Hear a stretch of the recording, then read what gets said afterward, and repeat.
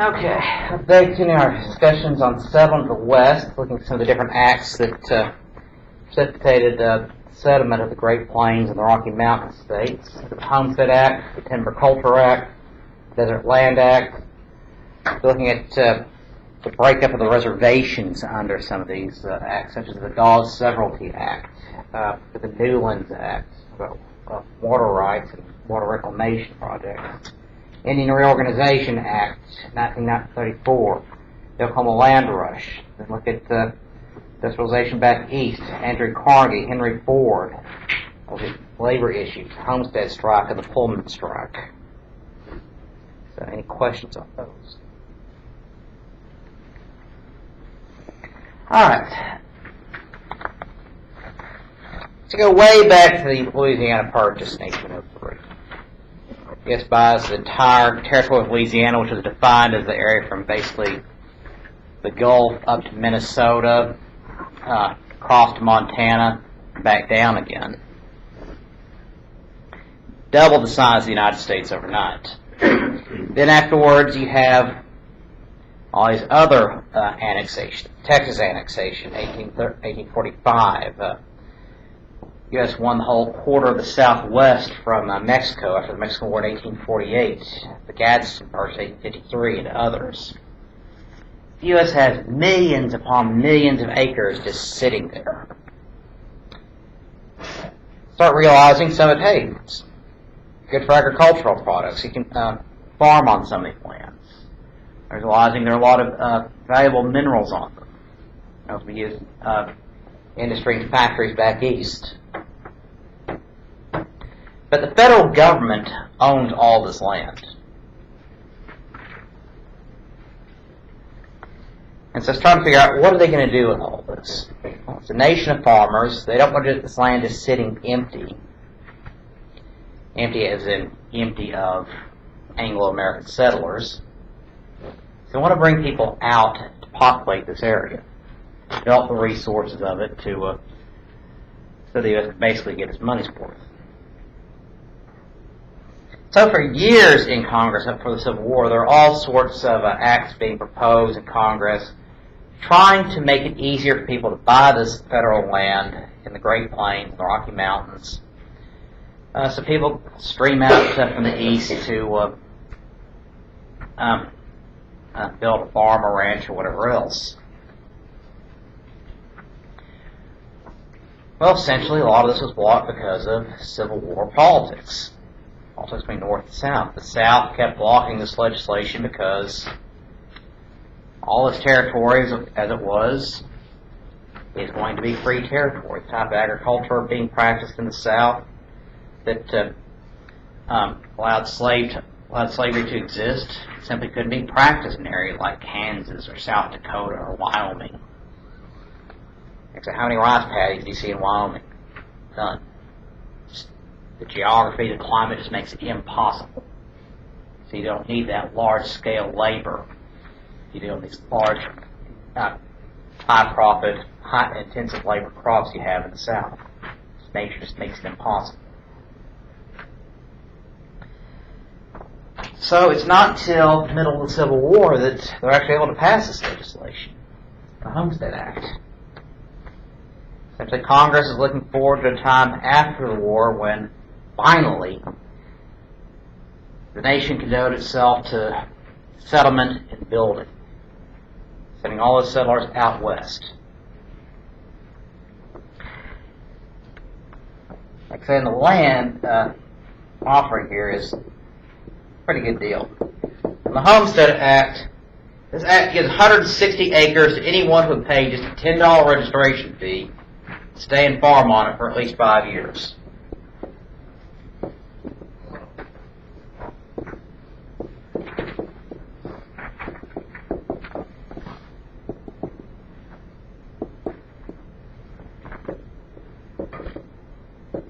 So they want you to stay and develop it for at least 5 years.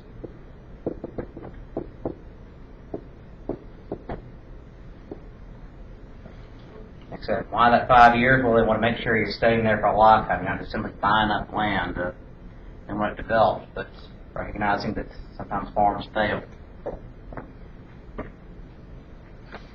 That's a pretty good deal because basically you need 20 acres to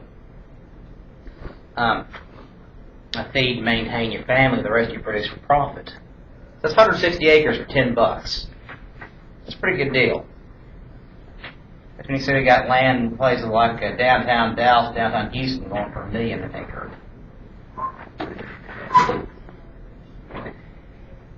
So this act sets up a massive migration westward after the war. Land-hungry European immigrants swarmed America instead of rich, cheap farmland. American farmers back east looking for new farmland and looking for a new start life swarmed the west on the Homestead Act. Go in, $10, it's yours forever. Example, all the landless European immigrants attracted by this because it's cheap land. It's why in some areas like Minnesota, the Dakotas, you have a lot of such a large Scandinavian population. They came because of the Homestead Act. Tell you what this does. Between 1862 and 1890, 48 million acres is given out of the Homestead Act.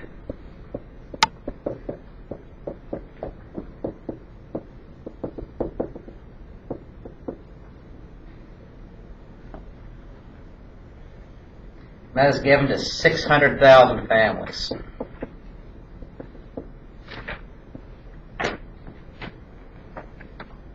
And that's just the farmers. Consider average size of family, husband, wife, 3 or 4 kids.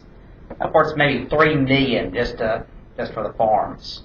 That's not counting the people living in the cities, the skilled craftsmen, skilled laborers supporting the farmers. Basically, that is responsible for populating the West.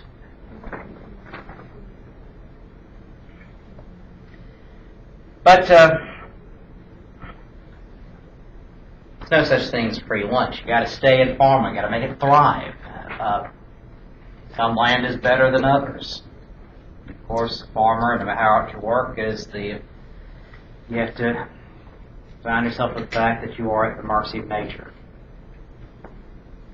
Weather fluctuates. Climate's different areas. This 160 acres, well, it's good for farming, say, in Arkansas back east, and the areas back east. It's not good for farming in areas like, say, Utah or Nevada or Idaho. It's kind of semi-arid areas where you just don't have very much rainfall. So the real what you need, though, is those areas further west, kind of way beyond the 30-inch rainfall line. You need either larger areas for ranching or smaller areas for irrigation. So Congress tried to adjust this. Timber Culture Act, 1873.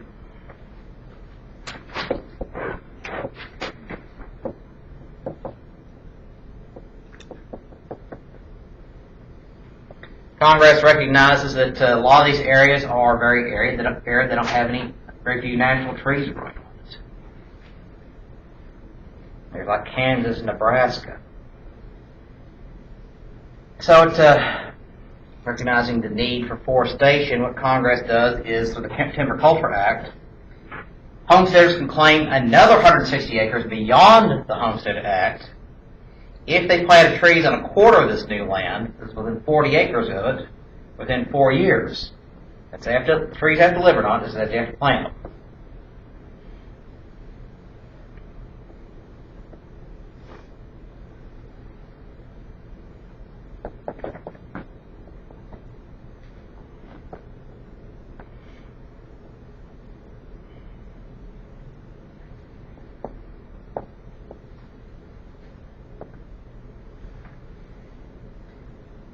And that's within 4 years. So 320 acres at the $10 registration fee and planting a bunch of trees. Pretty good deal.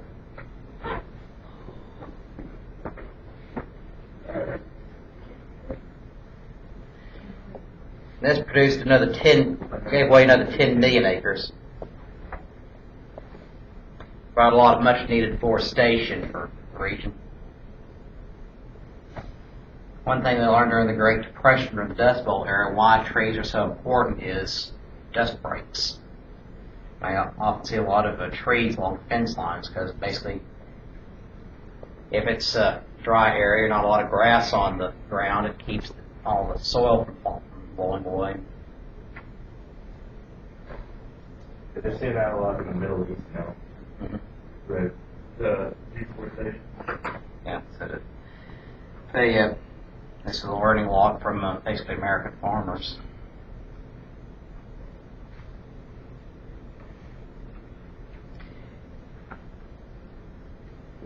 And of course, this is designed basically for lands in the West, the Great Plains and Western states. 1866, that Congress passed something called the Southern Homestead Act, basically a variation on the Homestead Act that's designed for giving away federal lands in the South. Basically helping farmers develop new farms after the Civil War, basically trying to give away that remaining federal land and the remaining in what had been the Confederate States. It wasn't nearly as successful as the Homestead Act, but some states like Arkansas was fairly successful. It allowed both black and white farmers to buy federal lands. Gave away lands to several thousand farmers across the South. But with the Homestead Act also, though, you do also have freedom leaving the South to build farms in the West. Not a lot, but a few. The last of the major land act was the Desert Land Act in 1877.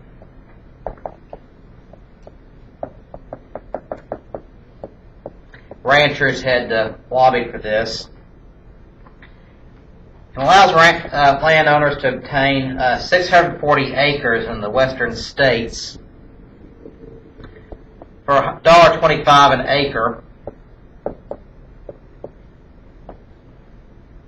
providing you irrigate part of it within 3 years.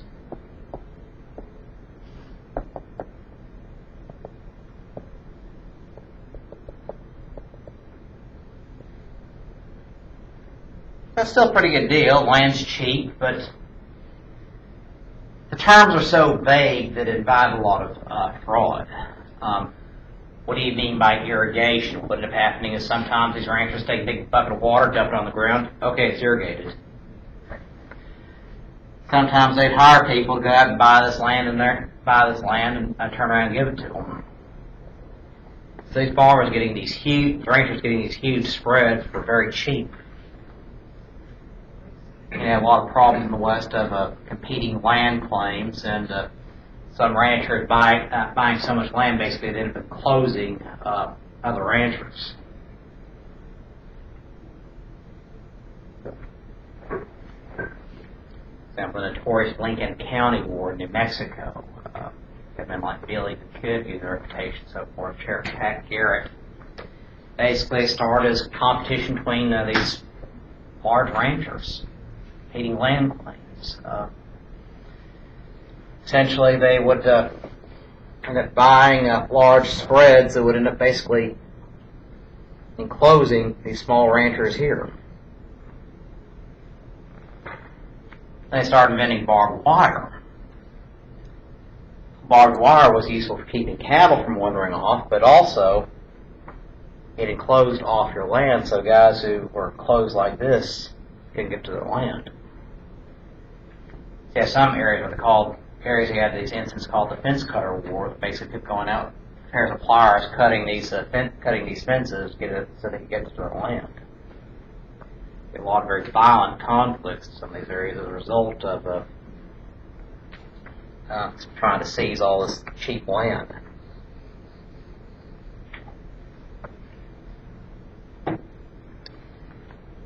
Now, the Newlands Act, this is in 1902, wasn't a lot of federal land left. Interestingly enough, all this land being sold, making a fortune for the federal government.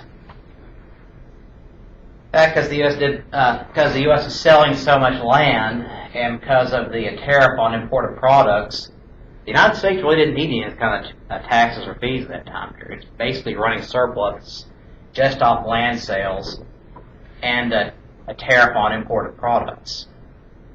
That's it. Of course, you didn't have much need all that. And there were no need to pave roads back then. There were no military. Hospitals were all local concerns. Education's all local, so didn't have a lot you have to pay for. Yeah. I'm going to get that.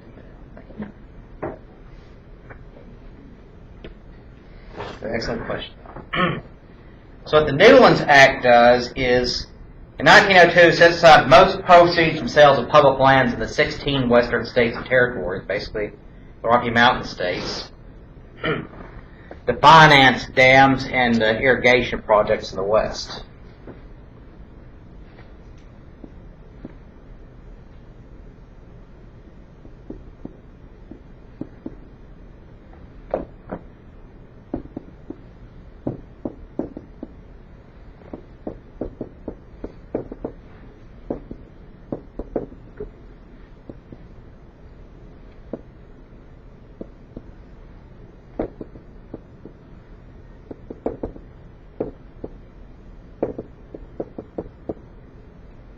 Proceeds from land sales are set aside to finance dams and irrigation projects.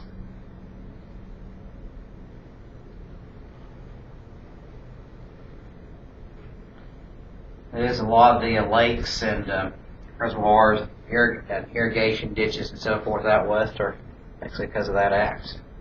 Basically made agriculture thrive and be possible west. Really a lot of continue.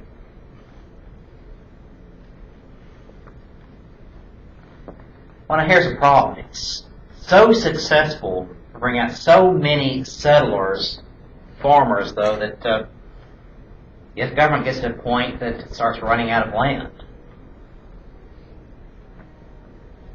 Not all these farms are successful for one reason or another, so they try somewhere else again, or try some third place.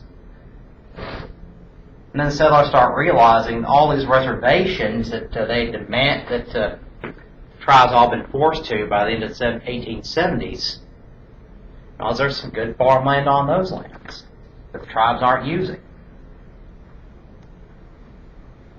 So more pressure starts being mounted on the federal government to open up these lands on the reservations to settlement by non-Indians.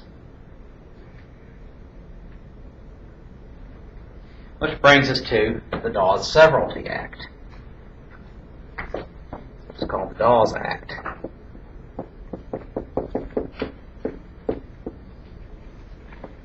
Essentially, the federal government decided they're going to break up the tribes once and for all. Native Americans are still going to be living on these reservations, but they're not going to be living as tribes. They're going to be living as individual family farmers. The culture, tribal government, ways of life are going to be stripped away from them forever.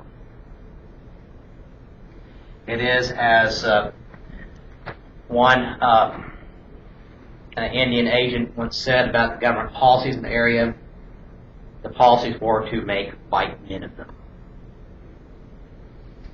Essentially, so under the Dawes Act, what they're going to do is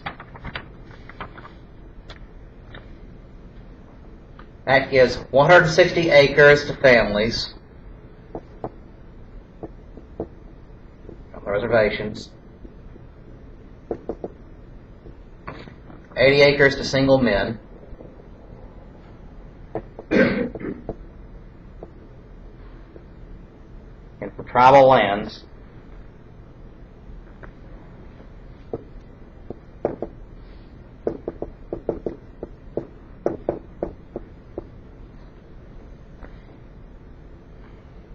and those who accept these lands in the Dawes Act, they have to live apart from the tribes, adopt white culture, at that point become American citizens. Land is held in trust, or also called inalienable, for 25 years. Basically, you can't sell for 25 years.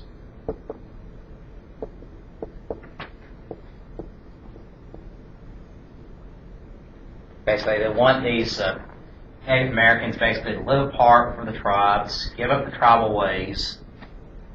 They don't want to just getting land, turning around and selling it, and then moving back to the tribe. But what ended up happening was a lot of these tribesmen end up renting out their lands to settlers on the reservations.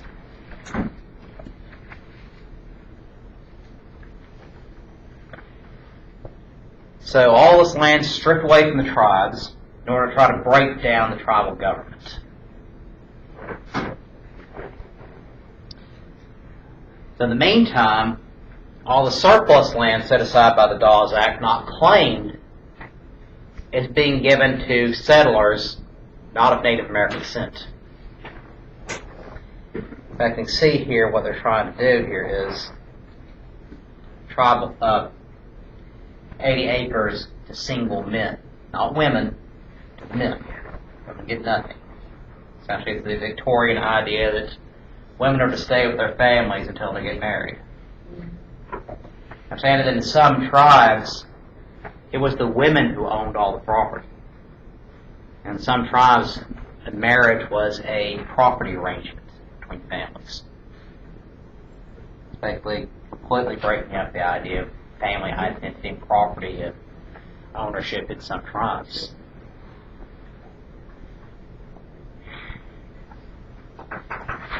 So, as a result, 47 million acres is distributed under the Dawes Act.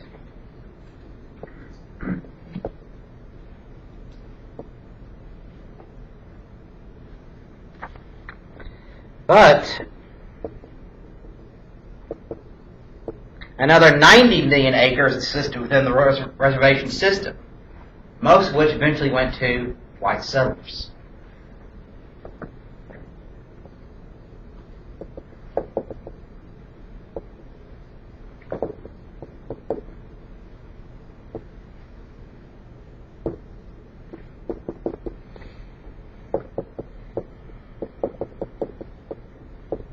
Basically, what land they had left was taken away from them. They lost about 2/3 of their original reservation lands.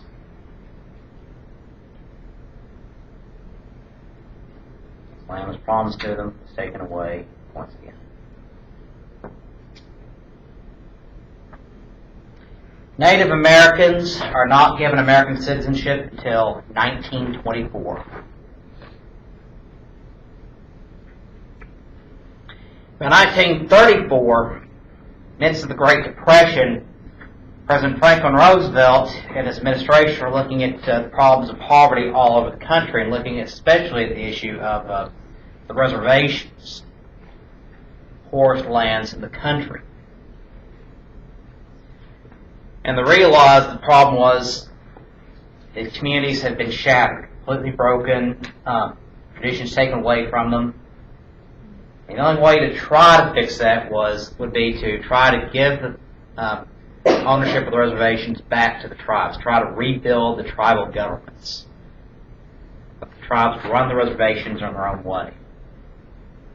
That is, as was promised under treaty.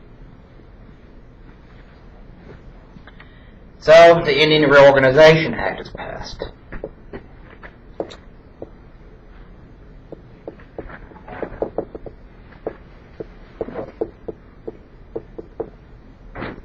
Basically, tribal governments are reintroduced, reorganized. You have a new head of the Bureau of Indian Affairs, John Collier, working very hard to help the tribes reorganize their government and rebuild and reinstitute tribal schools that allowed tribal heritage, tribal culture to be taught. Try to allow the tribes to maximize use of the resources. They can pull themselves out of poverty. Did you say John was again? John Collier, he's head of the Indian Affairs Bureau.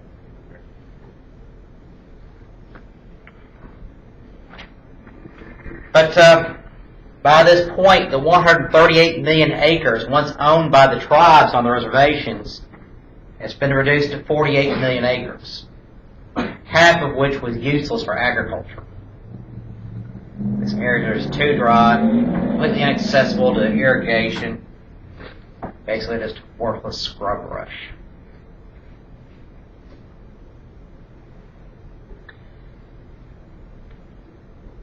It is, as much as the government under the Roosevelt administration tried to fix things with the Indian Organization Act, the damage was already done. In many ways, it's simply too little, too late. Still, the problem is the system reservations.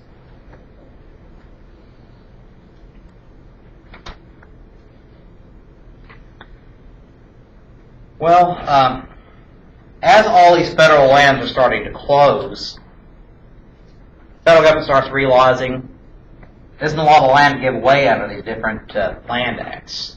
So they started doing some of these remaining surplus lands was the land lottery.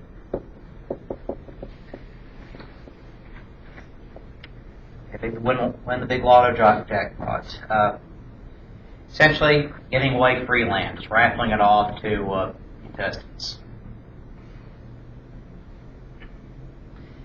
Because of this, you had politicians bragging that while millions were starving in Europe, America was practically giving away land. But while these acts benefited a lot of settlers, the story behind it is a little bit more complicated. There are a lot of farmers who couldn't make their land thrive because of where they were, because of different circumstances, and weren't able to get to other lands. Of all this land that's given away, roughly 500 million acres is given away either to railroads, sold to speculators, or mining corporations. The 80 million acres given to independent farmers accounted for only 1 acre out of every 9. So 1 out of every 9 acres, that goes to the actual farmer.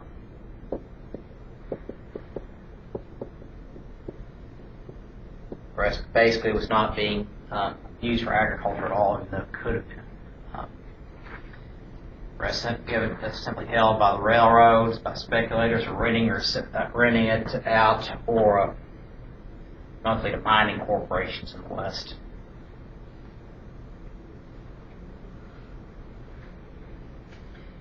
And for all the generosity of these acts, 2/3 of homestead claimants failed to make their farms thrive within those 5 years.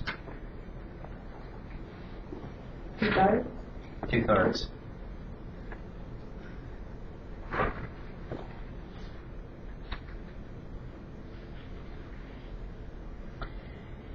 Now, mining will end up making a lot of money for these western states and territories. California gold rush 1849 set off a mining boom in the West, set the pattern for strikes in other regions. South Dakota, Montana, Nevada, Colorado, South Dakota, all experienced major booms in their economies as large gold and silver deposits were found in the late 1800s. A lot of cities that rise and fall very quickly just from the promise, even just the rumor of gold. But once the gold and silver strikes play out, cities are essentially abandoned. So you have the rise of what's called the ghost town. Basically, people built up quickly and then just left, leaving everything behind. Tombstone, Arizona is one example of this. Huge gold and silver strike southern Arizona found early 1880s. Thousands of people swarmed into the area very quickly, so you have the big gunfight at the OK Corral and all that. But it played out in a few years, and the town was essentially abandoned. The only reason why Tombstone even exists is because of that gunfight between the White Earth and the Ike Clanton and his gang. But with the mining strikes, you have a lot of people becoming extraordinarily wealthy, but some finding misfortune, poverty, even death at the hands of bandits. A lot of violence in a lot of these cities. But some of these cities, like I said, they're rising and falling very quickly. Sometimes so fast that basically have some areas that's mostly men in these cities, basically going in, trying to strike it rich, make as much money as they can, then going home for back to their families or sending to their families later. So you have some instances where you have most of the women in some of these cities are prostitutes. Prostitution was very common out west. In fact, I remember the old show Gunsmoke. Miss Kitty, who owned the bar, in the real story of the Old West, she wasn't a bartender.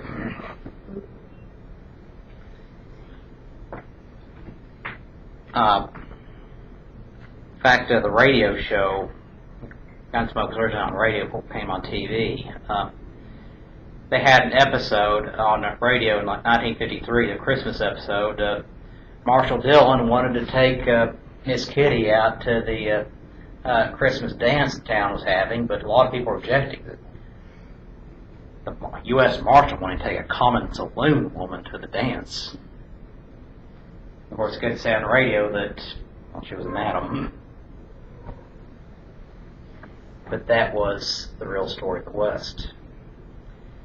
But in those areas where you did have families coming in, where you did have women helping to build the farms and the communities, the cities that did collapse after the mines played out,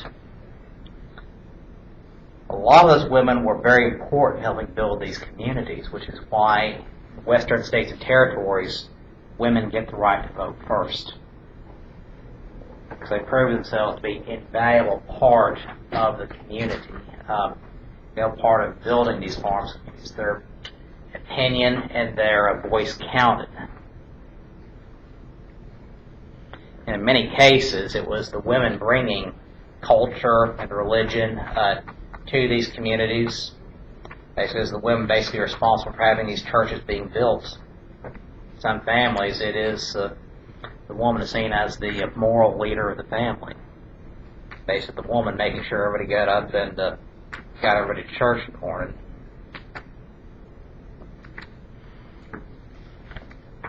But some of these cases, you end up having land rushes.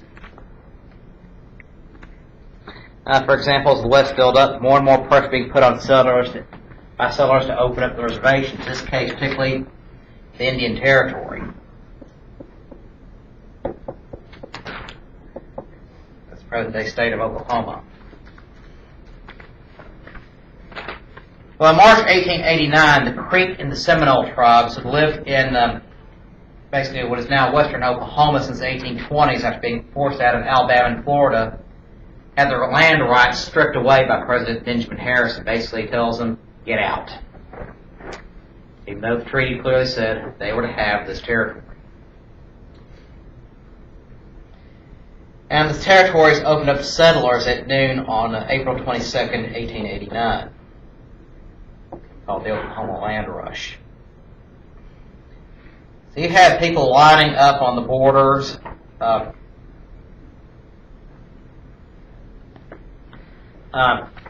ready to go as soon as the cannon sounded at noon, letting everybody run off and across the plains, try to seize the first batch of land they could find. Basically, it was first come, first served. You have having 100,000 people participating in the land rush. This group called the 89ers. We have some of the mascots out there called 89ers because Oklahoma Land Rush. For those who jumped the gun and started going out on the plains before the cannon sounded, they were called Sooners, which get the nickname the University of Oklahoma teams from. But by the end of the day, the Oklahoma Land Rush, Oklahoma City went from being an empty spot on the prairie to being a city of 10,000 people in one day. Guthrie, to the north, which was the territorial capital for a few years, swelled up to 15,000. You have 12,000 homesteads established on just under 2 million acres.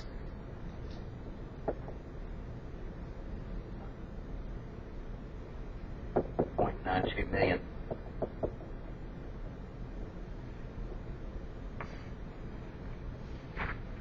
As a result, Oklahoma was admitted as the 46th state in 1907.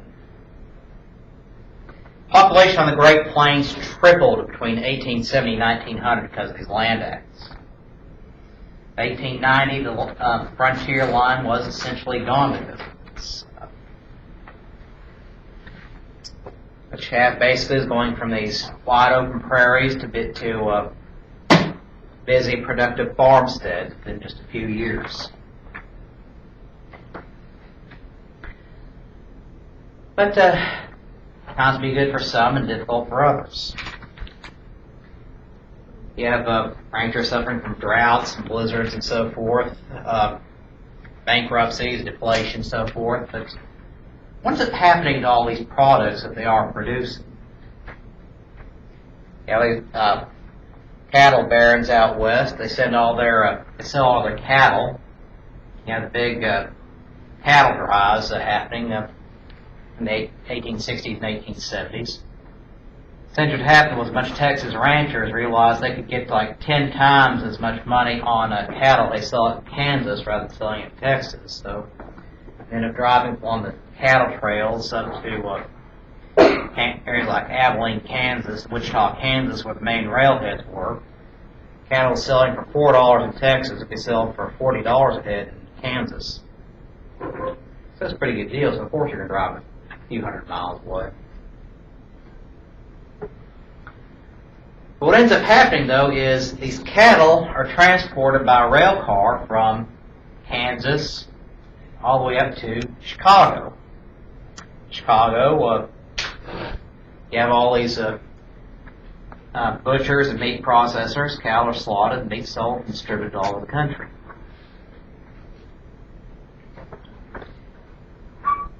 Well, you have all that gold and silver. What's happening to it? And shipped to banks back east. The iron ore is being mined. What's happening? It's going to steel mills in Pennsylvania and Ohio and New York. What's it doing? It's being used to manufacture ships, machinery, and railroads.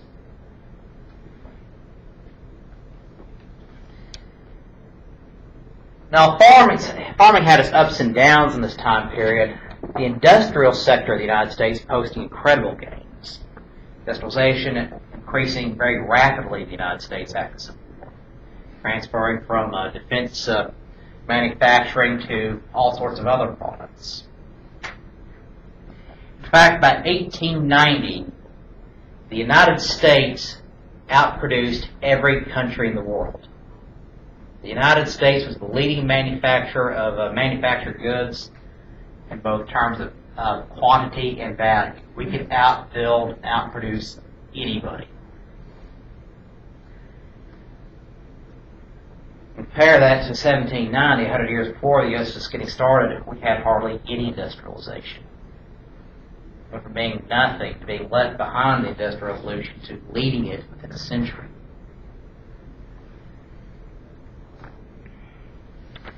Now,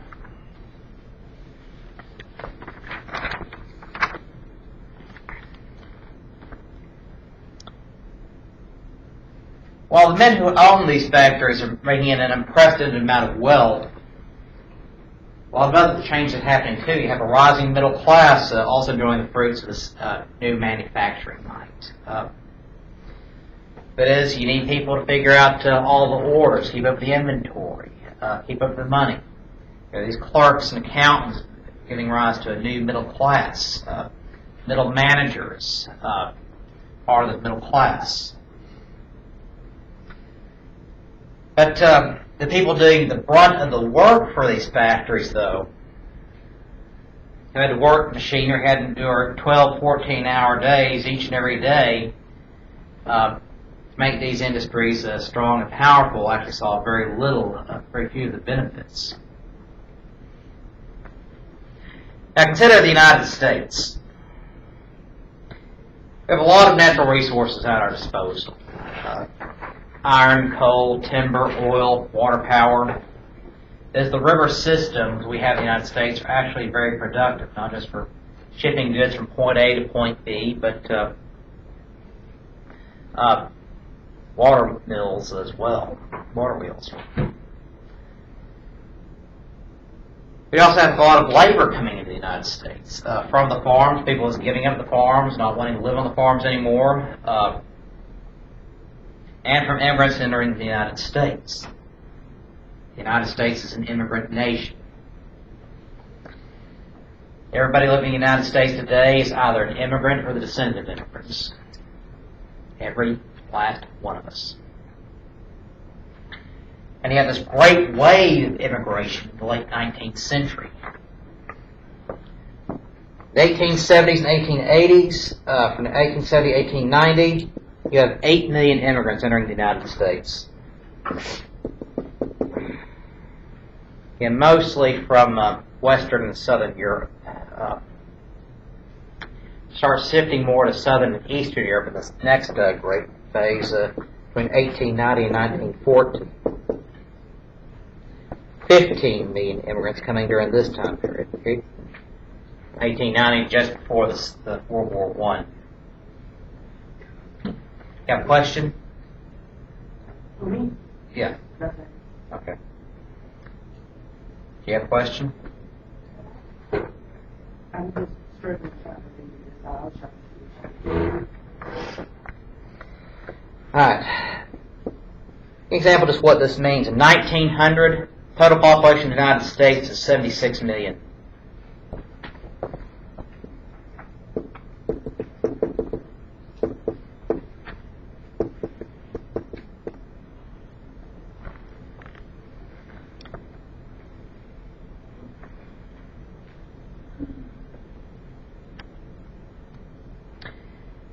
So you got a total there, you have about 20 million immigrants in that time period. And you know, basically 20 million people just literally just got off the boat. 1 every 4. That's not counting the immigrants before 1870, or came during the Civil War, just afterward. People came before then, not counting the children of immigrants. There are people having 3, 4, 5 kids at this time. America literally had just gotten off the boat.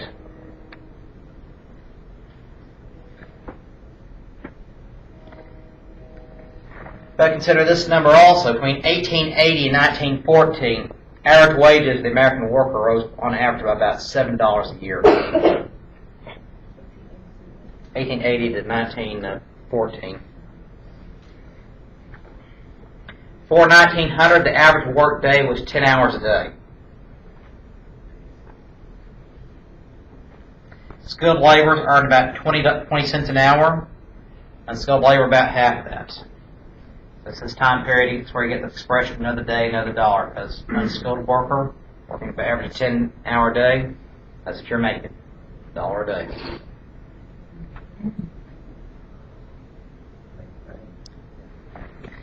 Average salary in the United States,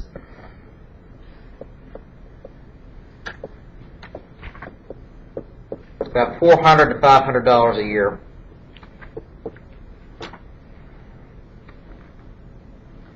Poverty line, that is what's the official definition by the government, what a family of 4 needs to live decently, to have be able to afford food, shelter, and clothing. 1900, poverty line was at $600 a year.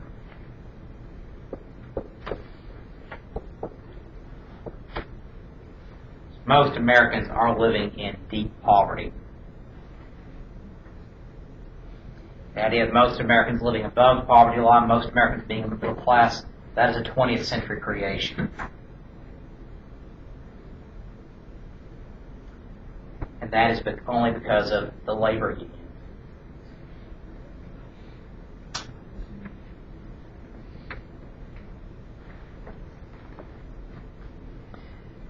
Consider what you have in 1900 for the average worker.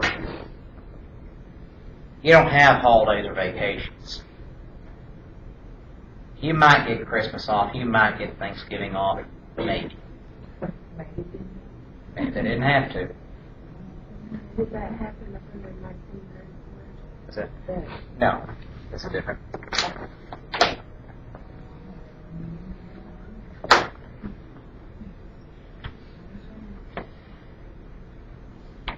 So there is no such thing as minimum wage this time.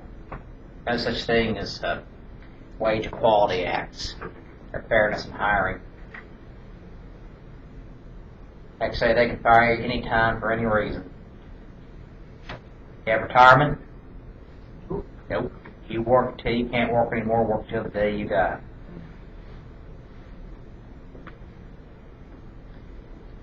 Workman's comp safety standards did not exist in 1900. I'll give you a number here. Every year in railroads, 1 out of every 26 employees was injured. I don't mean paper cut injured, I mean hospitalization injured, about 4%. 1 in all 399 were killed on the job. So, what happened to families? That happened? Well, the boss might buy a bouquet of flowers for the funeral. Nothing else. Thousands suffered from chronic diseases resulting from dust, pollutants, and overwork.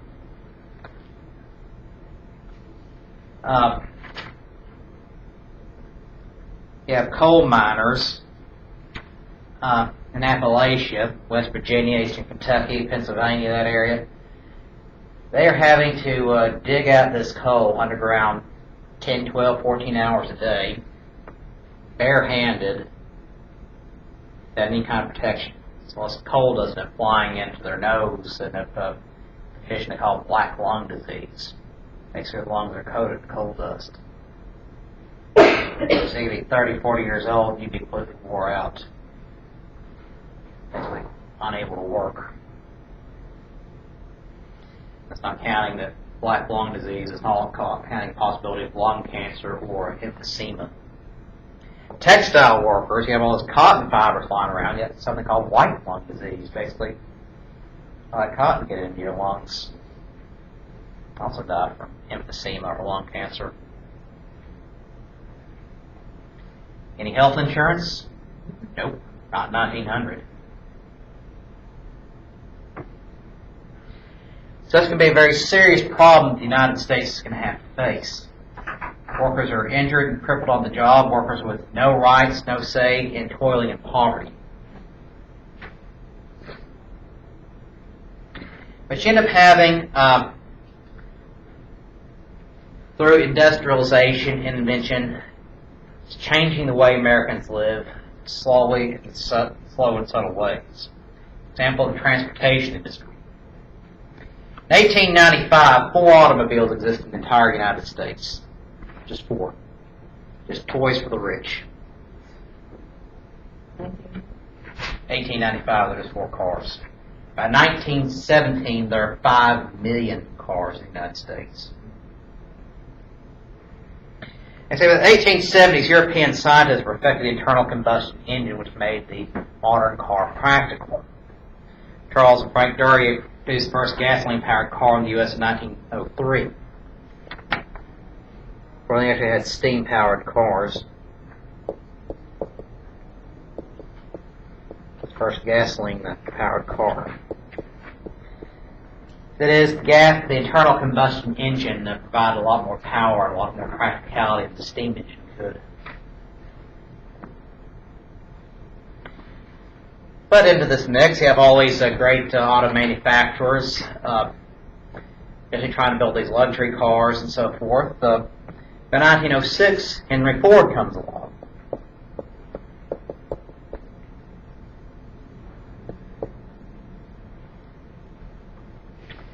Ford had failed 3 times previously, basically bankrupted himself 3 times previously trying to start a bicycle manufacturing company. As Ford decided to try something a little different. Put an extra set of wheels on that bicycle and put a motor on it. Which you have was the creation of the Ford Motor Company.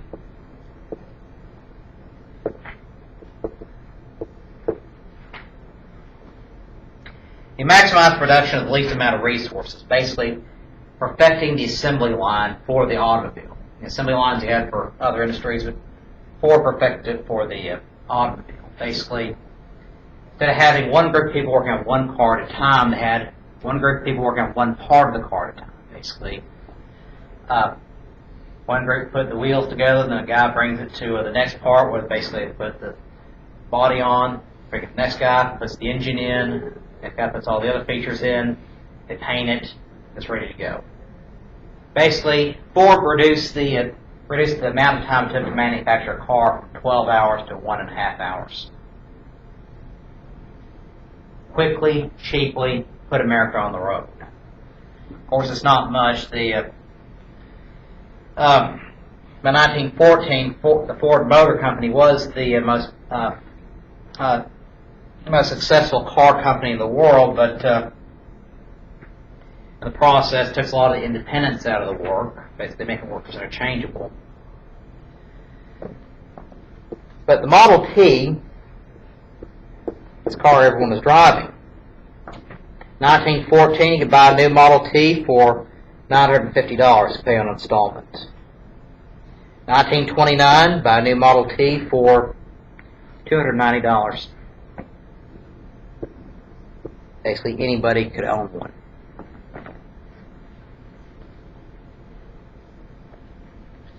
They fostered more and more families to own their car. What Henry Ford ended up doing was very kind of a scandal in the auto industry. He paid his workers a lot more than the industry average. To recognize those thousands of people working for the Ford Motor Company, those are potential customers. They go out and buy one, drive one around. All the neighbors are impressed. They want to buy one because his workers could afford one. Of course, the Model T is a no-frills car, very primitive. Basically, you see with the con cars at the time period, you have basically your seating is a wooden bench. You don't have a radio on it because radio hasn't been invented yet. Henry Ford said you could have on your Model T, you could have any color you want as long as it's black. It's the only color available, black. Tin Lizzie. You did not have power steering. You did not have an automatic transmission. Basically, it started up, you had to basically turn this crank on the front of the car. Very difficult to start. It's a standard transmission, clutch, brake, accelerator. Yeah, stick shift. And in fact, the big advancement in later years was you had the four-pedal system, basically the starter pedal. Basically, you had to pretty much stand on the starter and the clutch, basically to get the transmission to turn over. No power brakes. Your lights on the car, basically a lantern. So yes, a lot of people died on America's highways in those days. You don't have seat belts yet. Top speed was what, 30 miles an hour? At 30 miles an hour. A lot of people afraid, well, if you go more than 30 miles an hour, is that going to kill you? But what it ends up doing, though, is you have more and more Americans driving now, which means it's transforming the way America's cities are built. They start paving the roads. Come take El Dorado here. Before the car came along, you had everything was a dirt road. In fact, you had these big, huge potholes everywhere. In fact, they said somewhere here on Northwest Avenue, there's this big puddle where this horse and mule team drowned one day, and they just paved over it. Roads were almost impassable because they're dirt roads. In fact, the strong highway wasn't completed until the 1930s because they had so many problems building through all the swamps in that area. But they started paving roads, building new and better road systems and safer road systems over time. Railroads are also growing steadily, from about 30,000 miles in 1860 to 193,000 miles by 1900. 193,000 miles of railroad track. What happened was, to finance construction of a railroad or large factories required more than what more money one person had. So what they started doing was to start selling shares of ownership in a company so they could get the money together to build these factories or railroads. Basically, turning a company into a corporation. The difference between a company and a corporation is a corporation sells stock that shares ownership of the company. Now, early corporations required that shareholders be responsible for the corporation's debts, but after the Civil War, they passed what they called limited liability laws, which meant the shareholders are not necessarily responsible for the debts of the company. There's been a lot more people now willing to invest in it because the company goes belly up. All they lose is what they pay in stock price. So you have these huge rise of corporations after the Civil War. Among the most important was Henry Ford, but Andrew Carnegie and the Steel Corporation. Of course, we'll talk more about Andrew Carnegie and steel mills and the problems of labor next time. So, read your books, chapter 20 for next time. If there are no questions, see y'all next time.